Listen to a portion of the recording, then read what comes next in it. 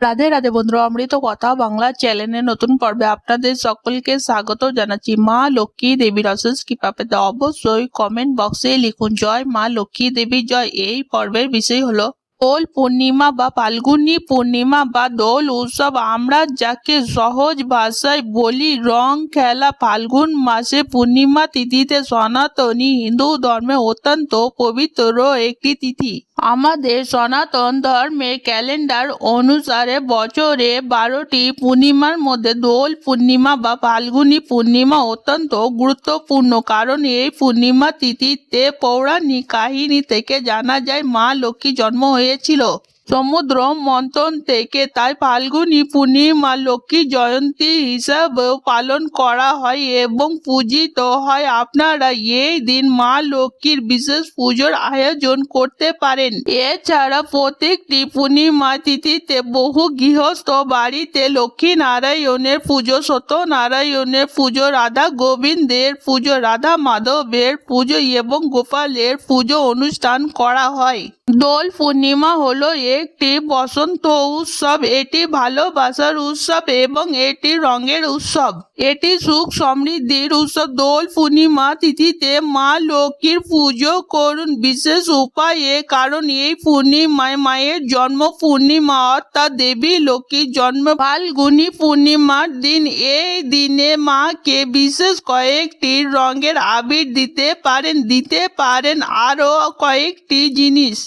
আসুন জেনে নিই আজকের পর্ব থেকে সবটাই জানবো এই ভিডিওর মাধ্যমে। ভিডিওতে যাবার আগে অমৃত কথা বাংলা চ্যানেলটিকে অতি অবশ্যই সাবস্ক্রাইব করুন, লাইক করুন, কমেন্ট করুন, শেয়ার করুন, নোটিফিকেশন ঘন্টাটি বাজিয়ে দেবেন। দেবী লক্ষ্মীর পছন্দের রঙের মধ্যে রয়েছে লাল, গোলাপি, হলুদ, এছাড়া সবুজ রঙের রং মা লক্ষ্মীকে দেওয়া যায়। এই 4টি রঙের মধ্যে 4টি হলেও ভালো, বা যে কোনো একটি রঙের আবিরও অর্পণ করতে পারেন। দোল পূর্ণিমা তিথিতে মা লক্ষ্মীকে একটি লাল রঙের বস্ত্র অবশ্যই অর্পণ করুন।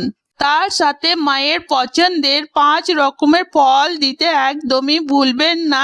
একটি পান পাতাতে পান, সুপারি এবং কাঁচা হলুদ নেবেন। তার সাথে কয়েকটি কড়ি নিতে পারেন, যেটি পুজোর সময় মায়ের শ্রীচরণে অর্পণ করে দেবেন। সেই সময় একটু হলুদও সেইখানে ছিটিয়ে দিতে পারেন। এটি করা খুবই শুভ। এই হলুদ গুঁড়ো আবির হলেও ভালো হয়, বা এমনি যে হলুদ গুঁড়ো হয় সেটিও ছিটাতে পারেন। আবির বা গুলাল যেটি আপনি দোল পূর্ণিমা পুজোতে ব্যবহার করুন, সেটি যেন প্রাকৃতিক উপায়ে তৈরি হয়। বর্তমান সময়ে কৃত্রিম উপায়ে তৈরি বহু রং পাওয়া যায়। এই রং দেবতার পুজোতে ব্যবহার না করাটাই ভালো।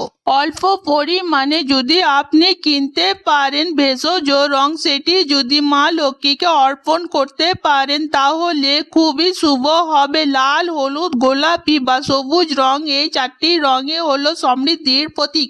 এই 4টি রং বলা হয় সংসারে সুখ, শান্তি, সমৃদ্ধি আনতে পারে। মা লক্ষ্মী পছন্দ করেন, তাই এই পূর্ণিমাতে মায়ের পছন্দের এই 4টি আবির অবশ্যই দেবেন।